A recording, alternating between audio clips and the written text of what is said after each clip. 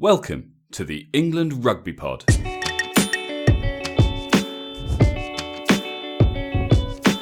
Thanks for downloading episode 131. With Sarries victorious in the Premiership Playoff final and the young England contingent taking the Barbars by surprise, it's been another great week in the world of English rugby. You're listening to the England Rugby Pod, the rugby podcast that believes England will win the World Cup in 2019. Hey guys, welcome back. It's taken a little bit longer. I'm getting kind of into the habit of saying this, but Daniel has not been well this week. However, he is fit and healthy today, and he's back raring to go. And of course, he's joining me now. Hi, mate. Hi, mate. Yeah, it's been a week in bed with a bit of man flu. Man flu. Do you know what you find out, like, with this? Like, with the new missus, I thought, oh, what's this going to be like? You know, fairly early days. She's an absolute psycho, mate. Let me explain to you. So she's a hairdresser and she does a lot of wedding hairs and things. She has these, life-looking doll's heads. So it looks like a severed head that you see in a horror movie. And she keeps hiding it around my fucking house. So I'm still feeling a bit groggy. I walk in and I just see this head in my bed, which looks like a real person. I almost shit myself. Today's the first. It had long hair. You got into bed beside it and you tried to snuggle up. Of course. No. Unfortunately. And then today, I get in my car and my fucking head's in my car on the passenger seat. Mate, she's a nutter. Good banter, mate. Mate, it was, in fairness, she's pissing herself. I'm absolutely, literally close to crapping myself. So you're both wetting yourself, basically, but for different reasons. Yeah. Oh, yeah, completely. But no, it's been a slow week, but still, we're getting one out this week, very late in the week. Just get by the skin of our teeth. We're sticking to our once-a-week plan, but I don't know whether it's even worth making promises anymore. We'll try and stick to our plan of once a week. Hopefully we'll get back onto our routine of getting them out to you on Tuesdays, because that was always the plan. But who knows?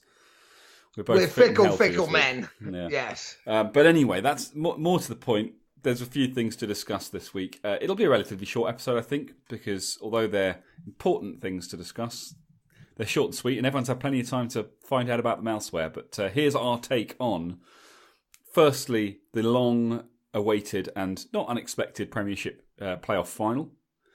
And then, of course, the Barbars game last weekend that I was at, and that you obviously watched all of the...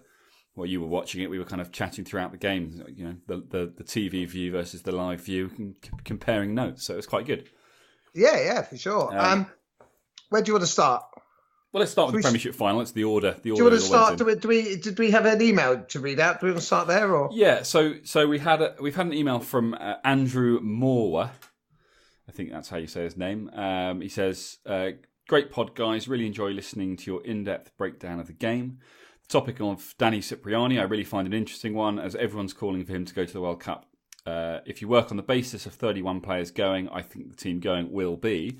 And I'm not going to read out his team because this deserves an episode all to itself, and it's 100% one that we're going to do in the not too distant future, and we will definitely come back to this.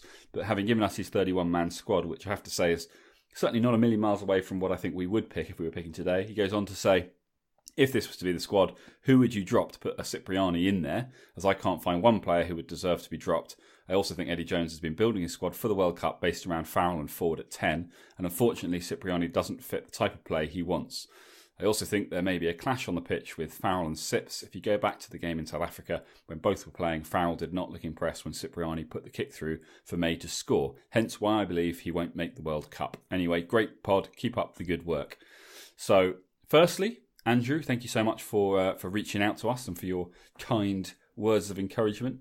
Secondly, we will 100% respond to your questions when we put together our episode. But as I say, I think it needs a dedicated episode. It's a pretty big deal what we think the squad that's going to go is going to look like. So it deserves more than just a fleeting visit today. Yeah, for sure.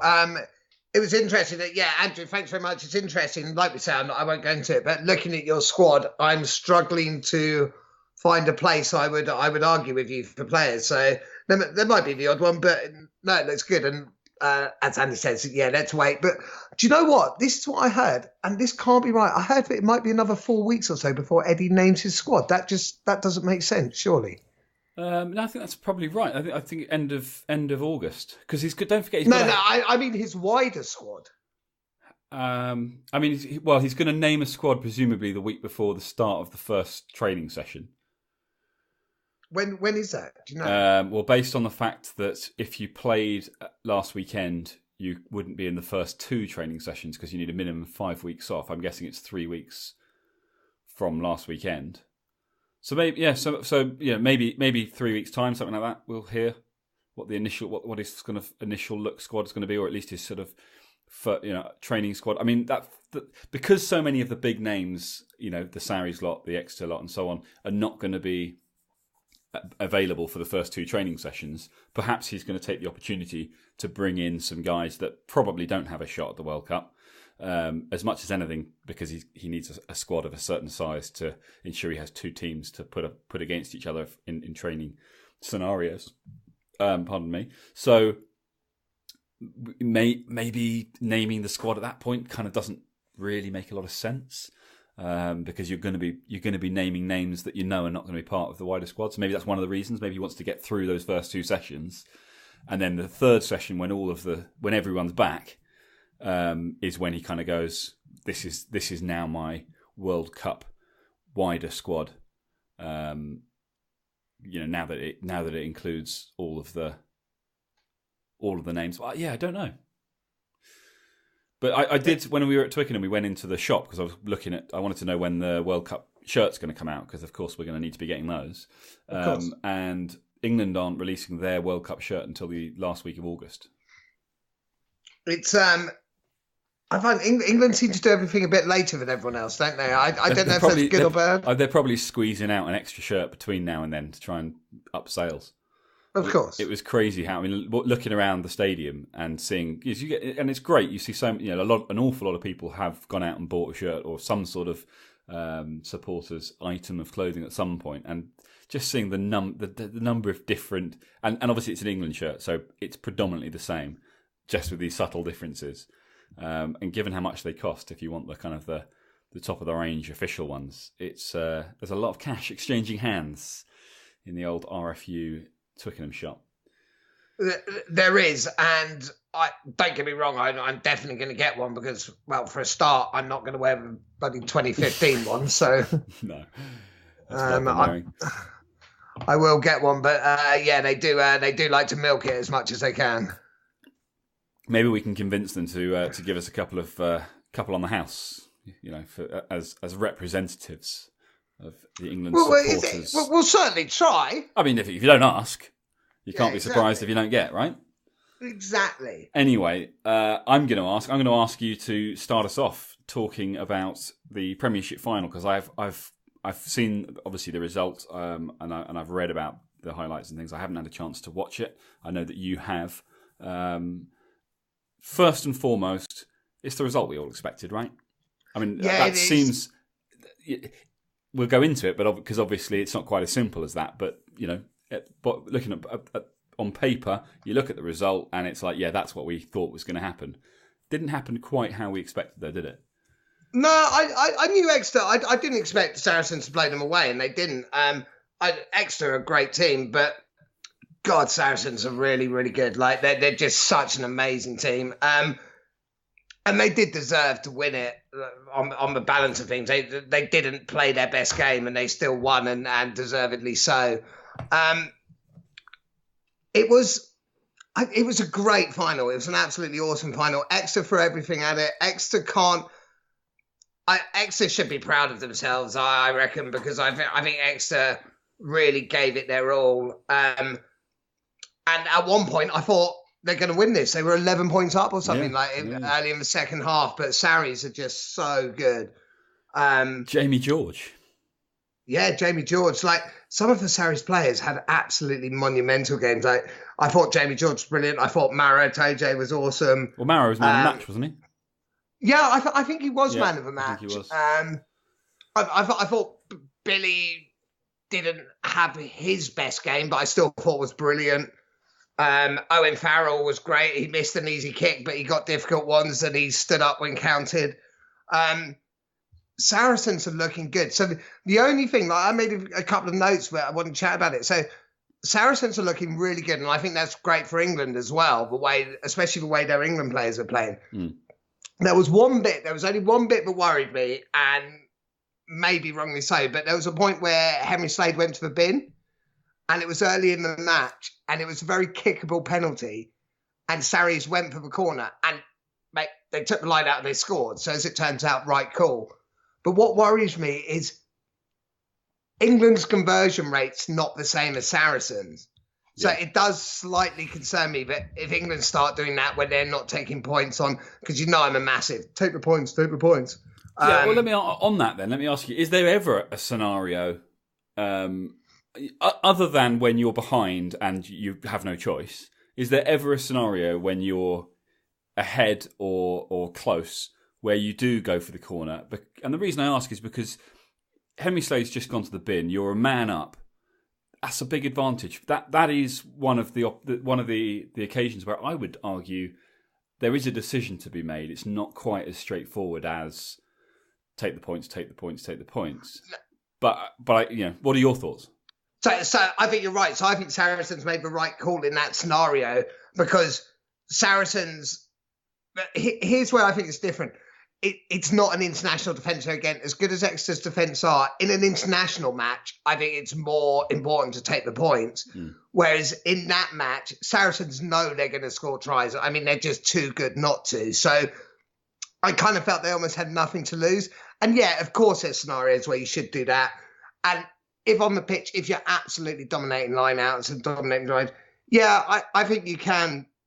But if that had been England against, I don't know, say England against South Africa, I would have wanted them to have taken the point. Right.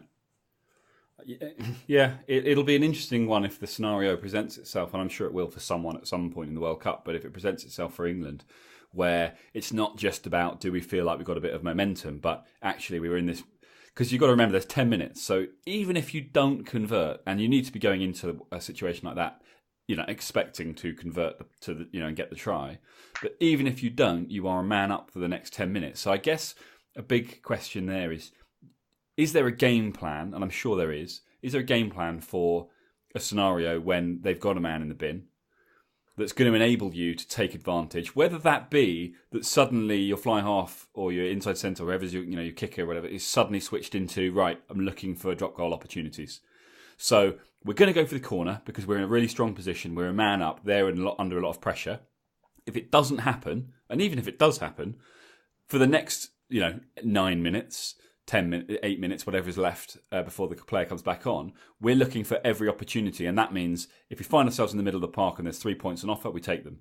Because I guess that's the thing, isn't it? If you go for the corner, you don't convert, but then, let's say you try and score and they hold you up over the line and everyone's going, oh, what have you done? You could have taken the points. It's about saying, okay, keep the pressure on and be looking for that 3-point opportunity. I feel like there are scenarios where it's more than just about coming away with the points. It's about kind of pressing an advantage and putting the opposition under immense pressure. But you're right, it can easily backfire because if they do manage to withhold, that's a massive boost to the defensive side. And we saw that against Scotland. Yeah, exactly. Exactly that. Against Scotland, don't get me wrong, I like going for the corner. With hindsight, everyone's like, no. I'm not saying it was the wrong decision, but end of the first half against Scotland, and you've kind of attacked twice, and they've stood you up twice. That's a massive advantage to them. Coming out in the second half, they've suddenly they're buoyed by the fact they've just managed to do this. So that's the risk that you take by not simply taking the points and putting them under pressure at the time. And you're right, hindsight was easy. We did say they should have taken the points, given the players a rest, and maybe that's the bottom line here. Maybe it's like actually, it's a World Cup, you've got a long way to go. It's not just about one game, although you have to win everything if you can. Maybe they do need to just be like, right, points, even if we, forget, points is pressure. So I don't know. I presented an argument and then I've argued against it. So. Yeah, I mean, against Scotland, I must admit, there was no way I was thinking take the points there. I was 100% thinking, yeah, go for the corner, completely finish them off, because it never occurred to me that Scotland would come back, be able to come back. Like, of course. It was just a but ridiculous this is my scenario. point, though. You know, is that a prime example of why you're right? And actually, you do take the points every single time, regardless, because even in a situation where it seemed like the obvious move, in hindsight, the points would have could potentially have completely changed the outcome of the game in terms of, because those 3 points would have been Scotland going, oh, we're another 3 down.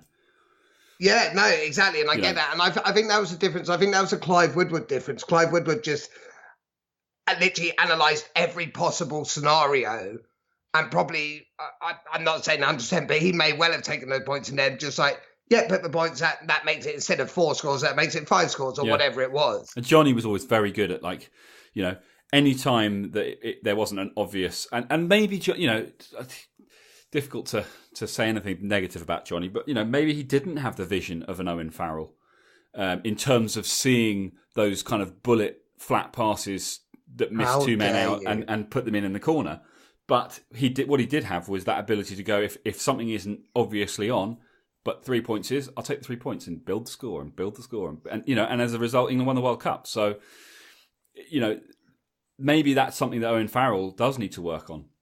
It's just, you know, and actually the game in general, you don't see as much of it anymore. And there's really no reason why. Like, I know it's boring, like people want to see tries, but maybe we need to learn a bit more from Johnny, and Owen Farrell needs to be looking more for those 3 pointers just to keep that scoreboard ticking over and keep the opposition under pressure, because you put one over, they're under pressure. You put a second one over, you're only 1 point short of if you scored a try. Do you know what I mean? So as you're building, you quite quickly get to a point. Johnny used to put 2, 3, 4, 5 over in a match, and you know it's constant. You know, you think back to what was the World Cup when Yanni De Beers did it to us in Paris, 99, and I was there with my old man. It's the first time I'd gone to a World Cup. We'd gone all the way to Paris, and you just watched, and it was just heartbreaking because you could see from a mile out what South Africa were going to do, and there was absolutely nothing that anyone could do defensively to prevent it. So anyway, mate, I think it's a good point, because my biggest criticism of this English team is I think they go long periods sometimes without any points. Like, they might go a period where they get like 3, 4 tries within like 20 minutes. Then they could go 40 minutes without scoring a point. So, whereas I think the 2003 lot, the score was constantly moving, and with every movement, albeit only 3 points at a time, the gap's widening. And the pressure's mounting. Exactly. Ironically, the only time they didn't seem to do that was the second half of the World Cup final. But, you know, that who gives you shit now? Although you say that, but were they not, were both teams not trading 3-pointers? No, second half, England didn't score a point. Oh, okay. I can't actually remember. That's naughty. Anyway, anything else from that Premiership final that you think is? Yeah, absolutely. It's not necessarily going over match. So the Saracens seem like looking good. There are a few other points that I wanted to bring up. Firstly, Matt Kovacic, for me, has earned a place in the wider England squad at least. I think he's absolutely brilliant. And I've been a massive fan of his all along. But also, a one-on-one tackle, there's no English player I'd prefer to have as the tackler than Kovacic. Really? I'm not saying that he's going to smash people, he's going to do it, but I just don't think he's going to miss. I remember when Billy's just suddenly running and Kovacic is there, doesn't smash him down. He doesn't even stop him. Like, if Billy wanted to offload, he could have, but I just saw Kovacic there and I was like, I know he's going to take him down. I know Billy's not going to run an extra 5 meters with him holding on. And he did. So, well, I mean, what about Underhill? Does he ever miss a tackle? No, so Underhill as well. Brilliant. Or Laws? So Underhill's up there and things, but to me, Matt Kovacic, I just think Matt Kovacic is a great player. I think he deserves a wider place. I think he's had an amazing season, and he's looking good. So I really want to see him. The other wider point is obviously Jack Noel got injured. Yeah, was it? I know he was on crutches walking off, but I think it was fairly minor. I think it was more just. So. Or have you heard otherwise since? Well, no, I looked into this today actually and had a look, and it was very, like, there didn't seem to be anything definite, but the only thing that gave me some timeline, and this may have changed and it may be different now, is they said he might need a minor surgery and may well miss 3 of the 4 England warm-up games. Oh dear. So that's like pushing, like same with Mako, because Mako's a bit sort of on edge when it comes to, you still take him, I think, and you know he can still come back, get his fitness, and he can like do the warm ups against some crap teams in World Cup. But it is a bit of a worry because if that's the only thing I saw, and there was certainly no authority in saying this is what's happening. Yeah. It was a suggestion that it might be the case. If that's the case, but even a bit longer, then Jack Nowell potentially, hopefully not, and I think we would have heard more if it was the case, but he could potentially be a World Cup doubt.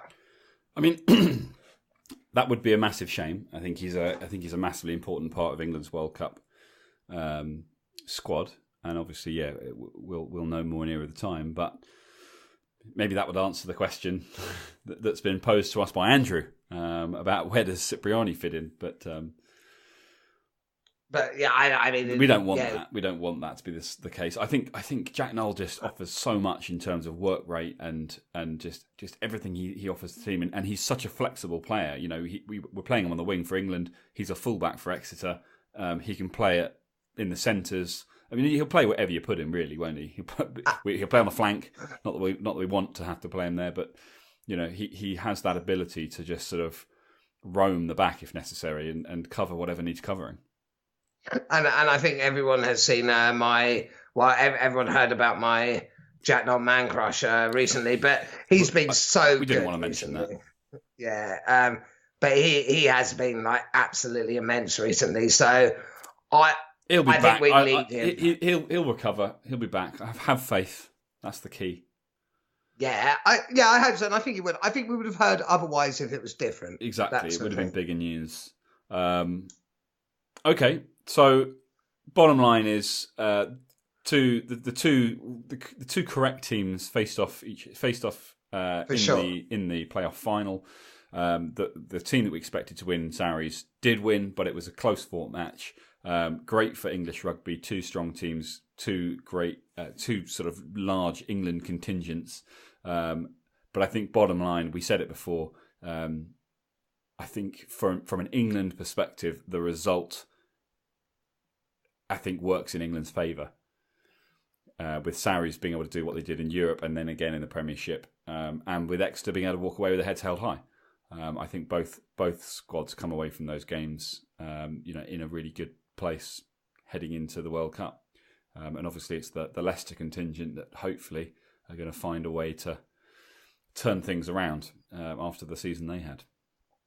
Yeah, they did. The thing about the Leicester contingent, though, the England players, who are the England Leicester players? So you got Ford, Johnny May, Manu, Ben Youngs, Dan Cole. Yeah, Dan Cole potentially. They've all actually been playing well. I mean, George Ford's had an amazing season. May for England's been absolutely ridiculous. I'm not as worried about them. Yeah. At least they've had a good bit of time off to get their heads straight. Get into, they'll be fit and firing for the start of the training sessions. And hopefully, exactly. Just be kind of good to go and ready to kind of make up for a poor season. And they're not having to worry about new contracts, new places to live, because luckily they stayed up. Leicester will probably come back next season and win.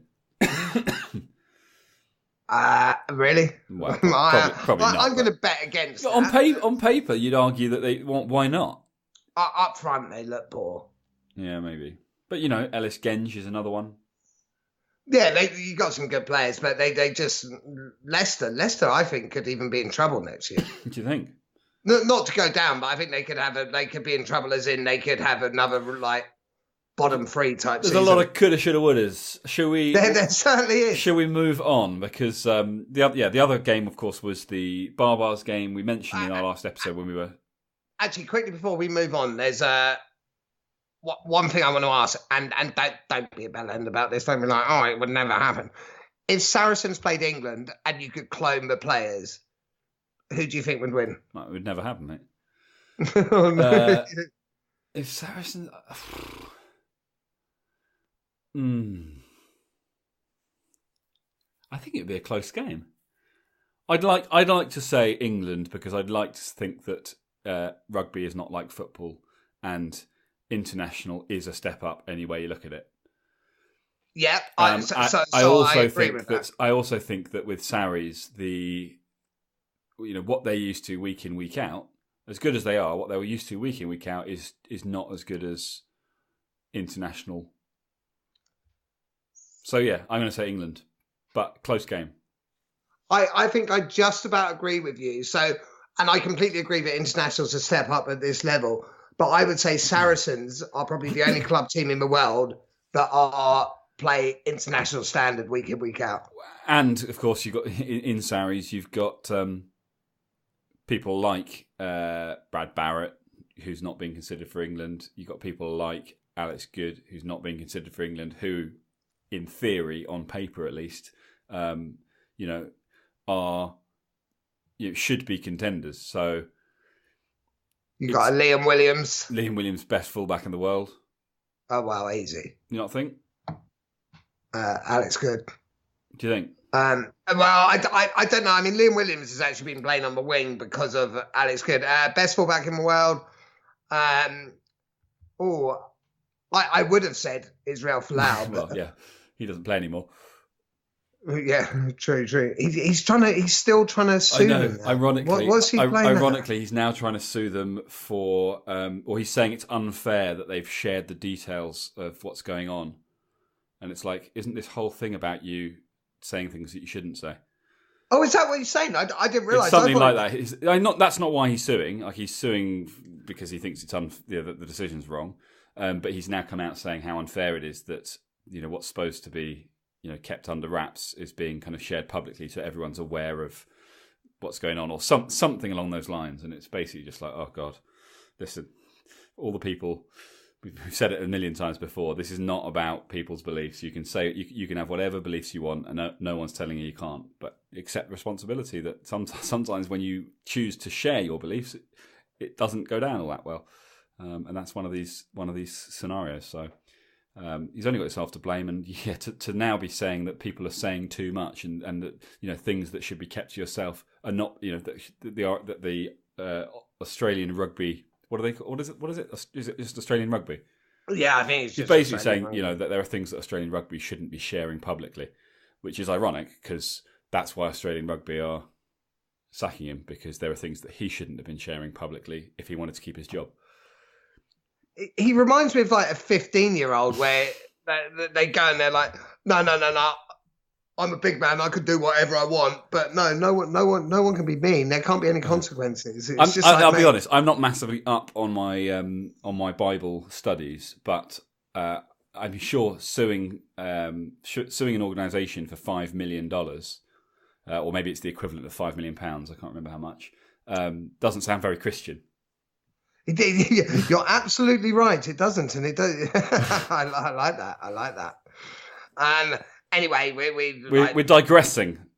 So the answer to your question, I think England would win. At least that's what I hope, because I'd like to believe that international is a step up, whereas in football I think it's the complete opposite. Yeah, I'll go with that. Okay, so let's go to Barbar's match, which you were at.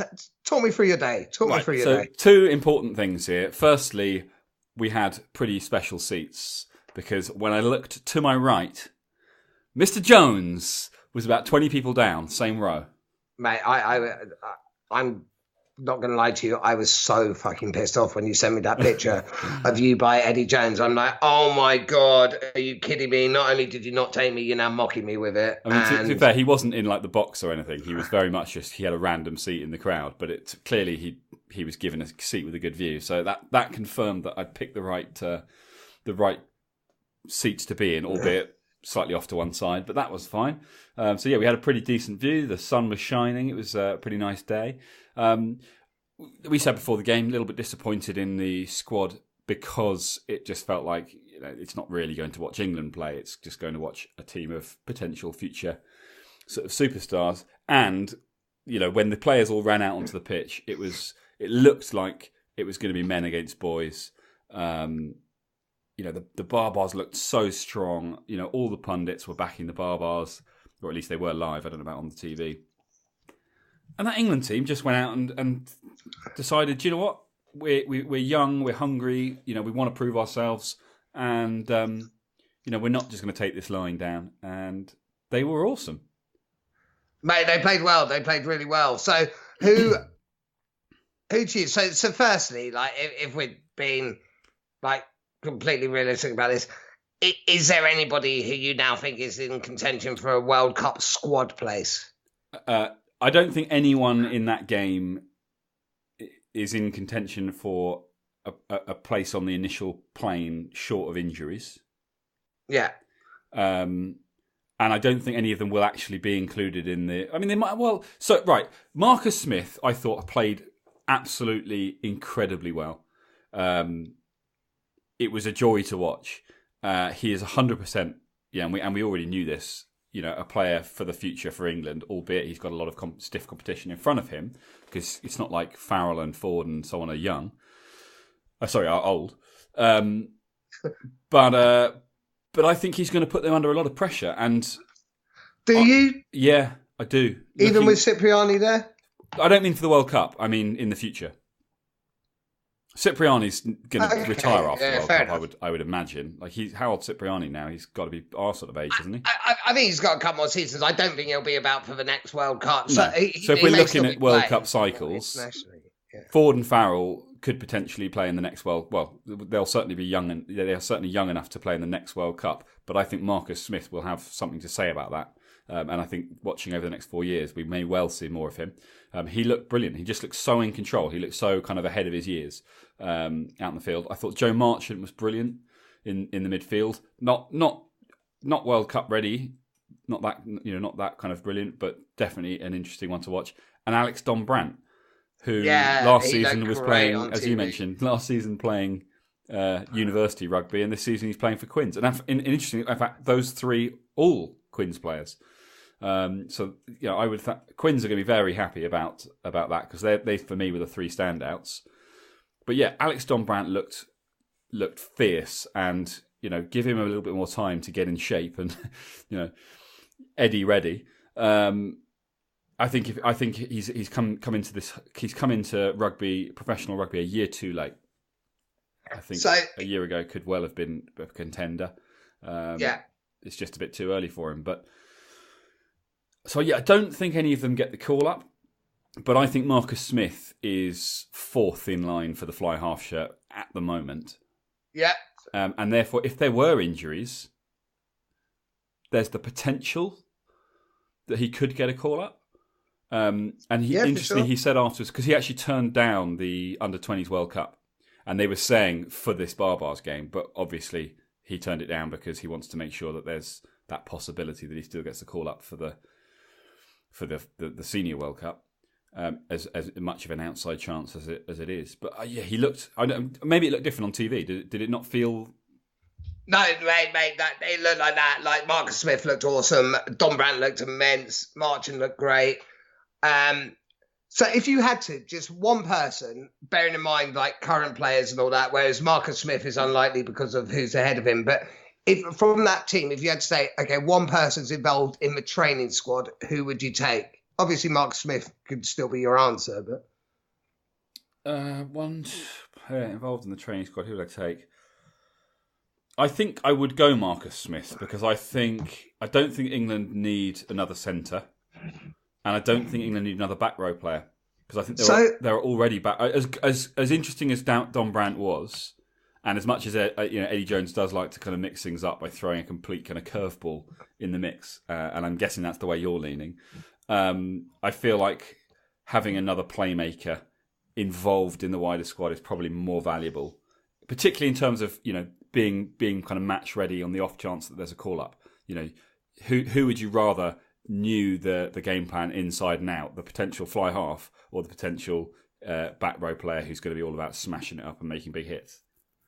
So I'd go. I must admit, I was going Dombrandt because not because of anything against Mark Smith, but to me, I just think Farrell, Ford, Cipriani are so far ahead that it would almost be pointless taking him. Whereas Dombrandt, I think, could argue, depending who the back row had taken. But as a six, where he played, I don't know how many people. I mean, whereas for argument's sake, like Farrell, Ford and Cipriani, I think are still a fair bit ahead of Mark Smith. I don't think Mark Wilson necessarily, as good as he is, I don't think he's that much ahead of Dombrandt if he's playing like that.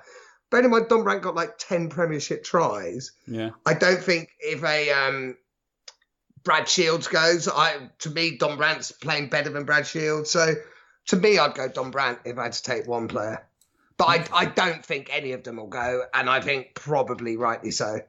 Well, you've got Curry and Underhill, who we've both said would be quite an interesting pairing, even though they're both sevens.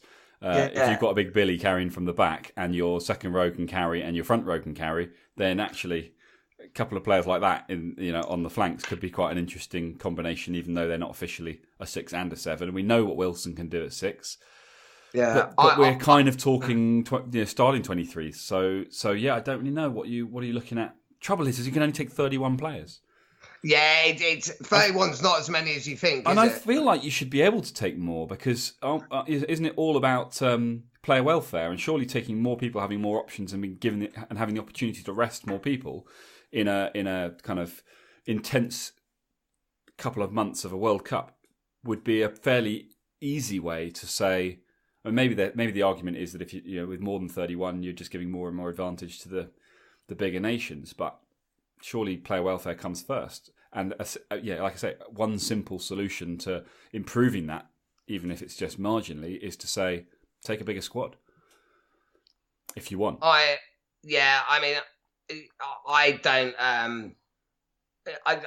think 31. I think 31's the right amount. Like you've got to limit it. When we do the episode on the squad, we will look at this more closely, and we'll look at how many front row players do you need, how many second, and we'll go through it like that, and then we'll see if there's an area where we think actually, from a player welfare perspective, you need more than that. Yeah, no, it would be interesting. I don't want to get too player welfare, but I think 31's right. I don't think any of them will go. And I'd argue also, although I said I'd take Don Brandt, I would argue that I would have Kovacic ahead of him. I'd have Don Armand ahead of him. Yeah. How did Ben Curry look? So I think the problem is Ben Curry, probably a lot like his brother, plays a type of game that you need to really be able to see what he's doing down in the dirt. And obviously from the stands, you can't see that. So I feel like he's the sort of player that probably struggles to shine when you're watching live. And I haven't watched the highlights to watch it back. So I don't know whether he looked better on the TV. He did, but don't get me wrong, he didn't look bad at all. But to me, he didn't shine. We'd said beforehand he was one of the players we most wanted to see. And in hindsight, I didn't get that from him. But like I say, it's possibly partly because he does a lot of work on the ground. I think it's fair to say he's not going to be in the World Cup squad, but it was just more out of interest, yeah. Yeah, but still great for England. Yeah, for sure. So, yeah, that was my. It's Barbar's games are always a funny one. They're an uncapped sort of exhibition match. Didn't disappoint. It was almost 50 points apiece. Which is great from a spectator point of view. Loads of tries. Great day out. But how much do you learn about England rugby? Not a huge amount. It was probably a third string team. In some cases, maybe even fourth string. And I think it's always, it's like watching the under-20s and going, oh, this is the future of England rugby, but it's not. No, because there are so many young guys playing in the senior, at senior level, that a lot of those under-20s who are going to the World Cup are not going to just move into the senior team. One or two will. So yeah, you're not really getting a glimpse of the future by watching a team like this. But you are getting an opportunity to spot certain players, and a Smith, a Marchant, a Don Brandt are three examples. We know what a Tom Curry can do, and we assume as identical twins, a Ben Curry is not going to be massively dissimilar. So there's a few guys who definitely will be interesting to keep an eye on. Let's say that much. Yeah, I like to say keep an eye on. But I think this team was picked bearing in mind that realistically, that it would have to be an exceptional, an unbelievable performance for them to, like a Tom Curry versus Wales. I think Eddie pretty much said the reason why he wasn't picking the team and the reason why the team was being picked as it was is because they weren't going to the World Cup. Yeah, they'd been ruled out already, effectively. I did not hear that. Yeah, he kind of effectively said it because of the. But this is one of the reasons why Cipriani wasn't. Well, we don't know that for sure yet, but one of the reasons why Cipriani was told he couldn't play for the Barbars was because he was told that he was unavailable. But he wasn't unavailable because of club commitments. So it can only have been England that said no. Yeah, no, for sure. Whereas even a Marcus Smith, who Eddie has included in his England squad before, albeit as an apprentice player, was made available for this game. So that says to me that Eddie has officially said. I don't think it means that 100% he won't involve them. And like I say, injuries can change things.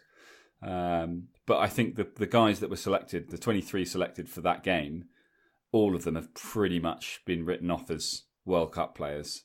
But, anything goes. And like I say, if there's injuries, there's the potential that if Marcus Smith is, say, fourth in line and, something happens to two of the four that we would argue or two of the three that we would argue are the current fly halves. If you assume you've got to take at least two, he may well be required. And for that reason, and because he would be a playmaker, you might want to involve him in some of the training camps so that he is kind of up to date with tactics and game plans and everything else, rather than him flying out in the middle of the World Cup and having to go in and be the playmaker, cold. So we might see him involved, Marcus Smith. We might see him involved in training squads, but I wouldn't read too much into it. I think that's probably how I'd look at it. Yeah, fair enough. Cool. Well, anything else from your perspective? No, I think that probably covers it. We will keep bringing episodes. We've got lots to talk about, but obviously, as far as the playing part of rugby goes, there's a bit of a hiatus now. I think the first game is beginning of August, is it? Yeah. Because we've got the warm-up game. Actually, wait, when is it? No, it can't be the beginning of August. I think it is. No, it must be. Yeah. Yeah, I think that's about right. But that comes quickly. And actually, there's quite a lot between now and then, like the wider squads. And next week we can perhaps... Because there are players who we haven't talked about who are quite interesting, the likes of Zach Mercer. Yeah.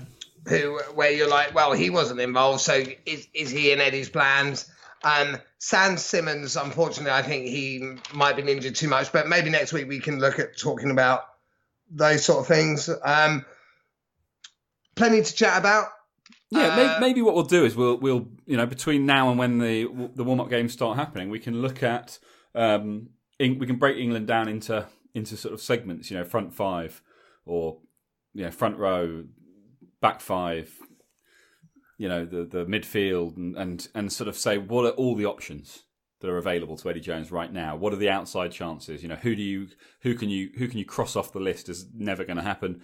Who can we ink in right now and sort of start to break it down that way? And so we end up with our own sort of 40, 41, 45, whatever it might be, man squad that is 100% where the 31 is going to come from. And maybe that will give us a bit more to kind of go on when we come to picking our squad and going through Andrew's squad and talking about Cipriani and how and if he'd fit in and what have you. Yeah, it'll be interesting to go through that because I especially the front five. If we do a front five one, I think people will need to listen to our knowledge on that. Oh, I mean we're front five specialists. That'll be special. Yeah, exactly. But no, that's cool. I need to go and burn a doll's head and put a plan together how I can mentally torment the missus. I mean, everyone has important things in their life, and you're no different, my friend. So, exactly. Guys, on that note, thanks again for tuning in. Sorry it's come a bit late. We'll try and get things back on track, get them a bit more regular in the future. But get in touch. Let us know what you think. Let us know if you've got any questions or any ideas for future episodes or very near future episodes, things you want us to look into. If you get the opportunity, as I always say, it'd be great if you could head over to iTunes, rate us, review us. It's how we get noticed, and of course time is running out to try and get as many people tuning in as possible before the games kick off. And of course once that happens, you'll be hearing, well, you may not be because you may choose not to tune in, but if you do choose to tune in, you'll be hearing a lot from us because we're going to bring you obviously all the England games and I'm sure plenty more besides. So keep tuning in. We'll be back next week, and have a great end to your weekend, and we'll catch you guys soon.